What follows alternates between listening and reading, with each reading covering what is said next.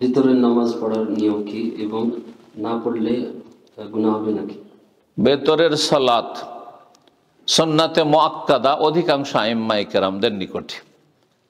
ইমাম শাফি, মালিক, আহমদ সমস্ত আহলে হাদিস সালাফি ওলামারা বলছেন সুন্নাতে মুআক্কাদা এবং ফরজ আর ওয়াজিবে যেহেতু পার্থক্য নেই অধিকাংশ আইম্মায়ে কেরামদের নিকটে, সেই জন্য সেটি সুন্নাতে মুআক্কাদা, আর এটাই বেশি শক্তিশালী মত।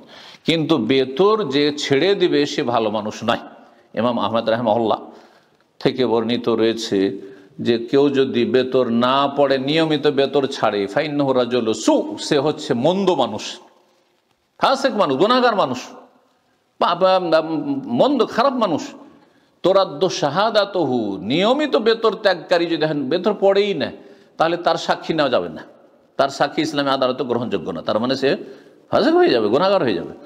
তো বেতর অবশ্যই আদায়। আউ তেরুই আহলাল কোরআন, নবী সাল্লাল্লাহু আলাইহি ওয়াসাল্লাম বলছেন, হে কোরআনের অনুসারীরা, মুসলিমরা, তোমরা বেতর অবশ্যই পড়ো। ফাইনাল বিতর, আল্লাহ বেজোড় এবং বেজোড় বেতর সালাতকে সবচেয়ে বেশি আল্লাহ ভালোবাসেন ফরজের পরে। ফরজের সবচেয়ে উত্তম নামাজ হচ্ছে বেতরের নামাজ। বাকি একটি মজহাবে শুধু বেতর ওয়াজিব, এই জন্য যে তাদের কাছে ফরজ আর ওয়াজিবে পার্থক্য রয়েছে, তারা ওয়াজিব বলেছেন। কিন্তু সমস্ত হাদিসগুলি প্রমাণ করে আল বিত্র লাইসা বি হাতমিন, নবী সাল্লাল্লাহু আলাইহি ওয়াসাল্লাম একটি হাদিসে বেতর হাতমি নয়, মানে ওয়াজিব ফরজ নয়, হ্যাঁ, বরং এটি সুন্নত। জি। আর হাদিসে আল বিত্র হাক্কুন ওয়াজিবুন, মানে সাবেতুন, হাক্কুন মানে একজন মুসলিমের ওপর বেতর হচ্ছে হক, আল্লাহর হক, এবং সেটি হচ্ছে সুসাব্যস্ত।